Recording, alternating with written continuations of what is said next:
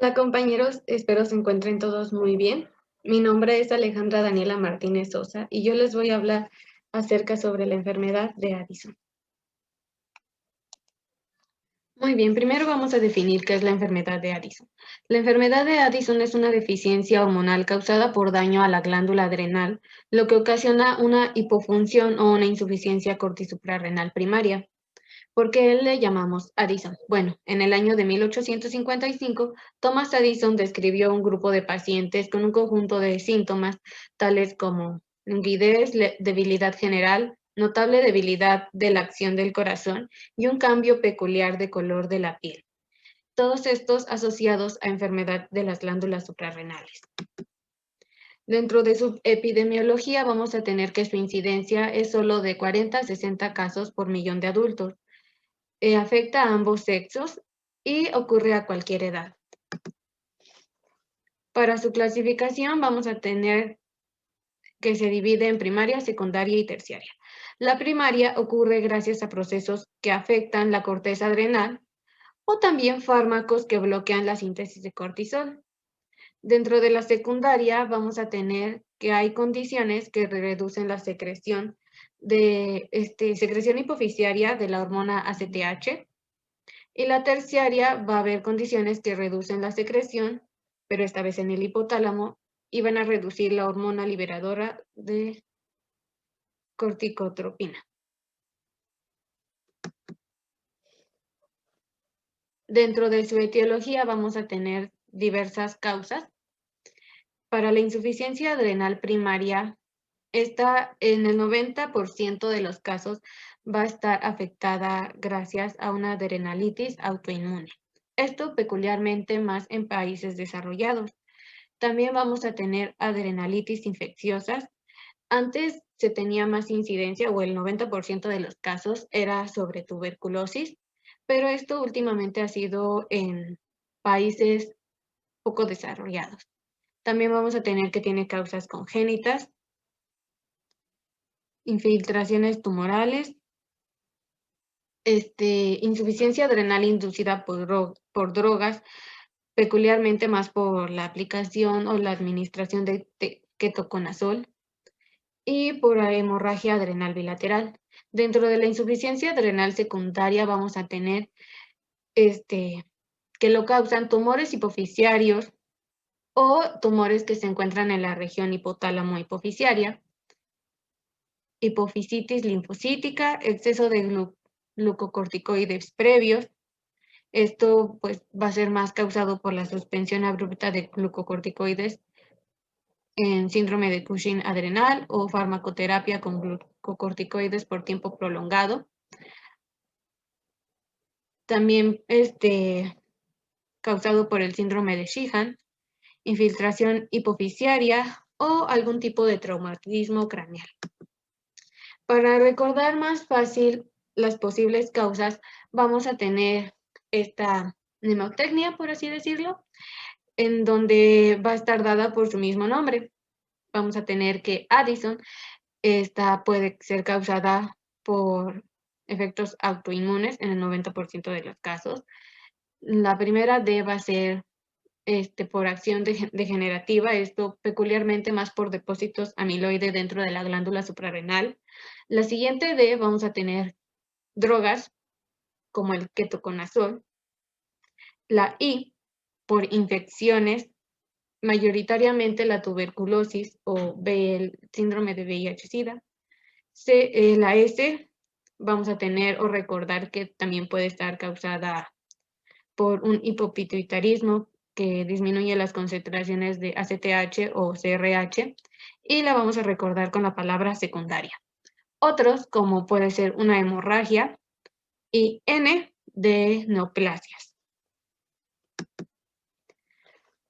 Bien, ahora vamos a pasar a hablar sobre las manifestaciones clínicas, pero dentro de esto quiero hacer un paréntesis para explicar algunas cosas sobre nuestras glándulas suprarrenales.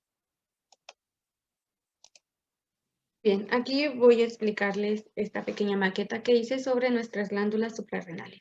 Nuestras glándulas suprarrenales va a estar compuesta por una cápsula, que es esto de aquí, y está representada por estas partes o estas semillas que son habas.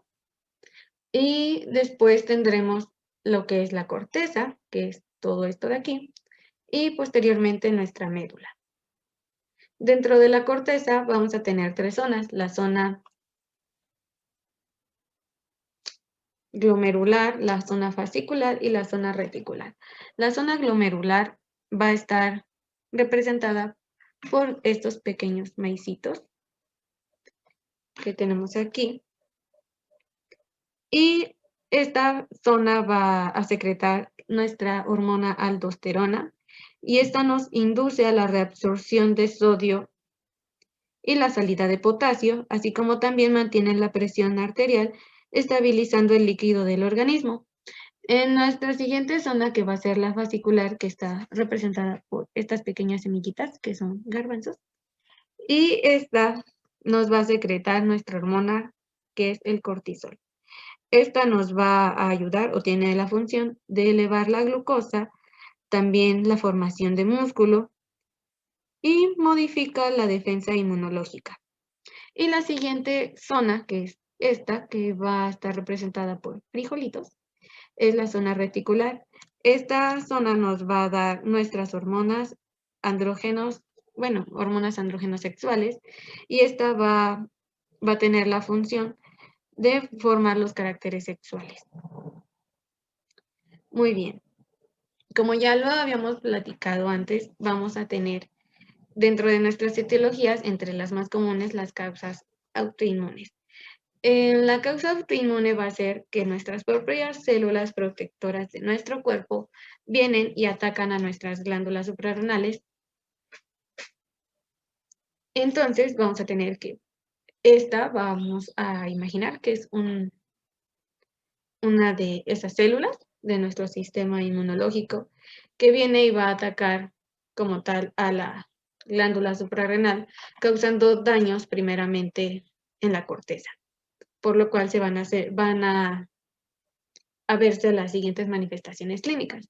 Una vez que ataca la corteza, atrofia nuestras células y en lugar de que tengamos una glándula sana, vamos a tener una glándula atrofiada que vamos a representar con este pedacito de madera. Prácticamente lo que quiero que se imaginen es el daño que va a haber de lo que va a ser lo sano a lo que va a ser lo atrofiado. Elegí representarlo con esta madera ya que, bueno, así imaginé que se ven las células, entonces así va a quedar nuestra glándula de atrofiada. Al tener pues nuestra glándula atrofiada, que va a pasar de lo bonito o lo sano a lo feo atrofiado, vamos a tener las siguientes manifestaciones clínicas, pero antes de explicar el por qué o cómo sucede, voy a apoyarme de este pequeño muñequito, que quiero que imaginen que es una niña o una persona que va a pasar de verse así de sana, de gordito, con bastante cabello, con una coloración, podríamos decirlo normal, a una persona que va a empezar a verse así. Sí, se ve feo, pero así lo imaginé. Entonces, voy a proceder a explicar las manifestaciones clínicas. Prácticamente vamos a tener un déficit de nuestras hormonas, las cuales vamos primeramente a tener déficit de glucocorticoides y de mineralcorticoides. Vamos a tener niveles bajos de cortisol, estos prácticamente inexistentes, que nos van a evitar la retroalimentación negativa en el eje hipófisis-hipotálamo, lo cual va a aumentar la producción de la hormona CRH y ACTH. Por cada molécula de ACTH que se sintetiza, se produce una molécula beta-lipotropina que tiene una secuencia melanocitoestimulante. Esto nos va a dar la hipermectación que caracteriza la enfermedad de Addison, así como lo podemos ver en estas imágenes. Más que nada en la imagen del antes y después de esta persona, en donde vemos el cambio de la coloración de la piel de la persona, como pasa de estar un poco más güerita, por así decirlo, a estar morenita. También el cambio, hay que observar el cambio que se ve en su pelo. También que se ve una disminución de su cabello, empieza a tener alopecia. También cuando tenemos este déficit de cortisol, nos va a dar una disminución de la gluconeogénesis que producirá una hipoglucemia y por consiguiente nos va a dar una astenia, una fatiga muscular, además que va a haber una gran ingesta o va a tener el paciente sensación de comer productos salados. Vamos a tener una hipodipsia, náuseas sin vómitos y dolores abdominales. Cuando empieza a ocurrir el déficit de mineralocorticoides, los niveles de renina plasmática y la angiotensina 2 aumentan para tratar de mantener un equilibrio hasta que esto pues prácticamente ya no es posible y se comienza a tener una pérdida de sodio y agua por el hipoaldosteronismo, lo cual nos dará una hipotensión arterial, además de que pueden presentarse taquicardia, palpitaciones, vértigo. Así, a su vez, cuando empieza a haber una deficiencia de andrógenos, vamos a tener que las personas empiezan a tener pérdida del vello axilar y el pubiano, así como caída del cabello, como lo vemos en la imagen, oligomenorrea e incluso inhibición del líbido sexual. Pero vamos a tener en cuenta que estas manifestaciones clínicas no se presentan en la insuficiencia suprarrenal primaria y la secundaria. Por eso vamos a pasar a la siguiente diapositiva para ver la diferencia de manifestaciones clínicas de estas dos. Vamos a tener que dentro de las manifestaciones clínicas va a haber una diferencia entre las manifestaciones para la primaria y la secundaria. Por ejemplo, la hiperpigmentación,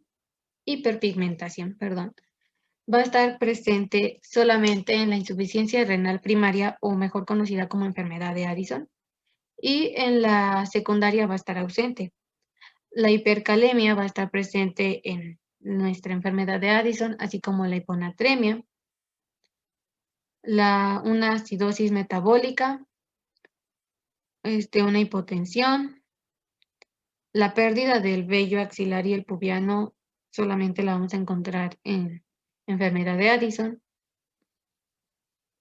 así también como la alopecia, la asociación a los síndromes poliglandulares autoinmunes, solamente vamos a encontrar a la insuficiencia renal primaria.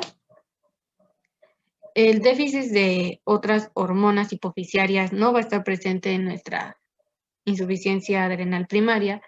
Y aquí hay que tener a subrayar o tener en cuenta que la ACTH en la insuficiencia renal primaria, mejor conocida como enfermedad de Addison, esta hormona se va a encontrar elevada, en cambio en la insuficiencia renal secundaria la vamos a tener que esta va a ser baja.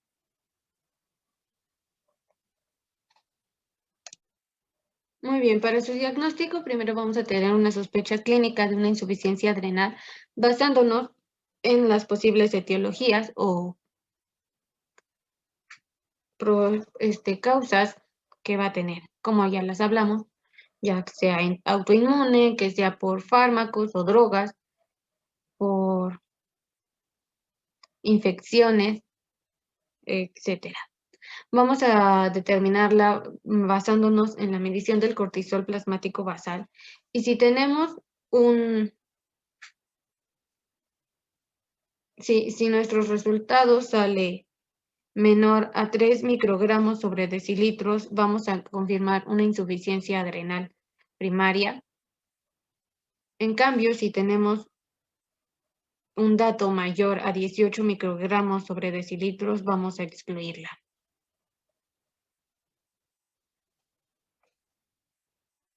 Bien, en cambio, si tenemos un resultado entre 3 y 18 microgramos sobre decilitros, vamos a proceder a hacer un test de estímulo con ACTH, en donde si tenemos un resultado menor a 18 microgramos sobre decilitro, vamos a confirmar una insuficiencia adrenal. En cambio, si este resultado sale mayor a 18, la vamos a excluir. Una vez que se ha tenido el dato de menor a 3 o menor a 8, una vez hecho el test de estímulo con ACTH, vamos a proceder a hacer una prueba de los niveles de ACTH. Si tenemos que nuestra ACTH se encuentra elevada, vamos a darle que, o vamos a diagnosticarla que es de un origen primario, o sea, una enfermedad de Addison. En cambio, si esta se encuentra normal o baja, va a tener un origen secundario.